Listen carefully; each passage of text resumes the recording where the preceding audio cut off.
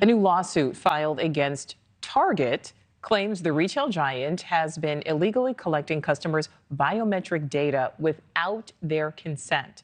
The class action lawsuit was filed in Illinois. It says Target is violating state privacy laws by collecting data through state-of-the-art facial recognition technology, potentially putting customers at risk of identity theft. Now, Target says this technology is only used to prevent thefts. But the class action suit claims anyone who walks in and out of Target could have their data added into a facial recognition database and never even know it's happened. So let's bring in trial attorney and legal analyst Imran Ansari. Imran, thank you so much for your time. I'd like to start with the obvious question at the heart of this. Is Target collecting and storing customers' biometric data? It appears so, and that would be in direct violation of that Illinois statute, which is why I think this class action lawsuit has arisen. I don't think it's contested that Target is taking that biometric data. They have the facial recognition software. They've acknowledged that.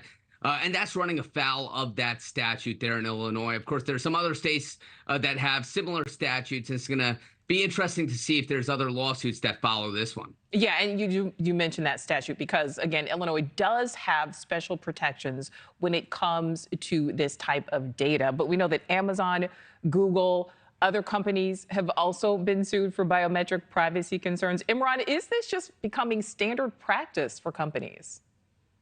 I think as the technology increases, companies look to use technology to protect their bottom line. Here, Target is saying that they're using this technology to guard against shoplifting. Of course, this is a type of information that is very unique, right? It's unique to the individual. It's facial recognition, it's iris scans, their fingerprints. That's what comprises biometric data. And of course, that implicates all the privacy laws. And I think that the states, including Illinois here, recognize that that could be exploited. And that's why they have certain safeguards in place. Lawsuit states that Target did not abide by that statute. And it remains to be seen what happens with this one. Yeah, it is always a little jarring, when you go into a store and then, you see yourself reflected there. Imran, what is the biggest hurdle for the plaintiffs in this lawsuit, do you think? If Target's going to be able to come back and say for, whatever reason, their technology was not violating that Illinois statute, they're able to establish that. I think it may be hard, though, because the statute requires written consent from the individual you're collecting biometric data of. It requires written notice to that individual along with other things. And if Target is able to establish that they were able to do that with all those individuals coming into their store, which could amount to millions of people, I think they would be successful. But if they were taking that information, that biometric information, without that consent, without that written consent or information, then I think they're going to have a tough time with this lawsuit. And my last question for you, and again, we know that so many stores do this. And again, there is obviously a need to prevent theft. We know that is real. But do you think this lawsuit and others like it can and will cause some type of change?